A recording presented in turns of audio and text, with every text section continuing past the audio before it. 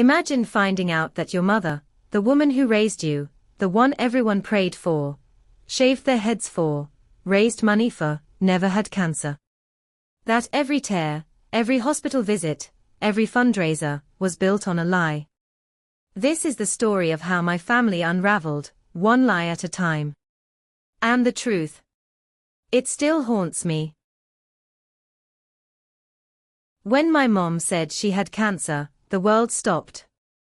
It was a cloudy Tuesday afternoon, and I remember it so clearly because of how normal everything felt, until it wasn't. She sat us down in the living room, me, my 14-year-old sister, and our baby brother who barely understood what cancer meant. Dad was pacing, fidgeting, like he already knew. And then she said it. It's cancer. Stage 3. They are starting treatment immediately. We cried. She cried. Even my father, who rarely showed emotion, put his face in his hands. Life changed that day. We rearranged everything.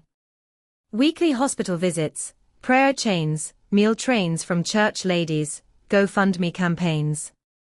Our house became a battlefield, but we were ready to fight with her. She told us the chemo made her nauseous. Said the hair loss would start soon, so she preemptively cut it short. We praised her for being brave, strong. A fighter. She'd spend hours in her room afterward, saying she needed rest. We tiptoed around her. We waited on her. At school, I started falling behind, too stressed to focus. My sister stopped going to her dance class. My dad picked up extra shifts and maxed out a credit card. But we didn't complain.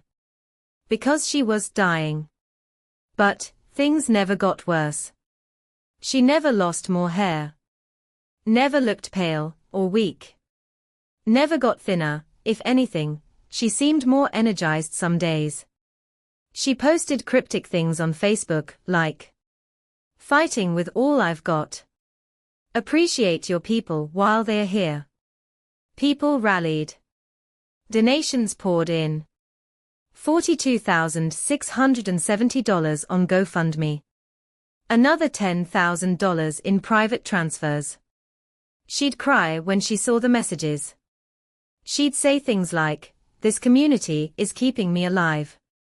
And we believed her. Until one day, I accidentally opened her email on our shared iPad. It was an invoice from a luxury retreat spa, not a hospital. Weekly charges. Massages. Facials. Botox. None of it was covered by insurance, because it wasn't medical treatment. I stared at it. Confused. Clicked back. More emails. Beauty clinics. Online orders for high-end skincare and perfumes.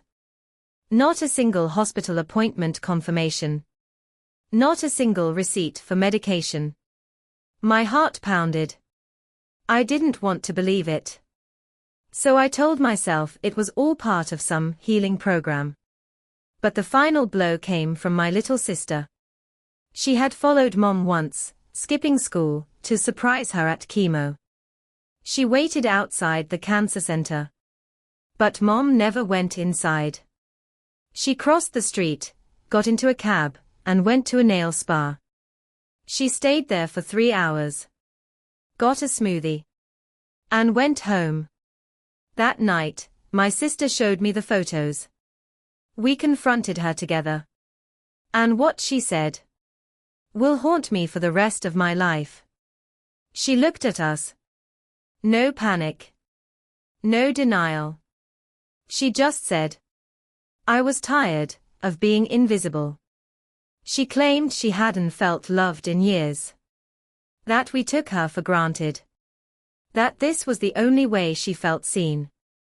And worst of all, she said she didn't think we'd care unless she was dying. My dad left her. Packed his things and moved in with my aunt. He hasn't spoken to her since. We shut down the fundraiser. Returned every dollar. and posted the truth. Some people forgave us. Others called us scammers. Said we should all go to jail, even the kids. But the worst part? The doubt it left behind. Every kind gesture, every tear she cries now, we question it. Was she ever really sick before? Was any of her love for us real? It's been a year since the lie collapsed. She still lives in the house. We live with her, but we don't see her anymore. She's a ghost we pass in the hallway. Still begging to be seen. But now, we can't look at her the same.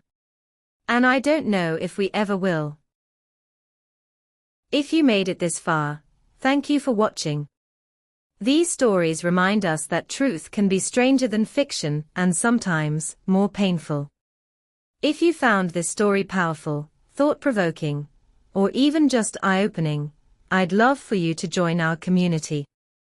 We share real, raw, and sometimes unbelievable stories that speak to the heart, challenge perspectives, and keep you thinking long after the video ends. So if that sounds like your kind of content, please consider subscribing, giving this video a like, and turning on notifications so you never miss the next twist. Your support helps us tell more stories that deserve to be heard. Until next time, take care, stay curious, and always question what's real.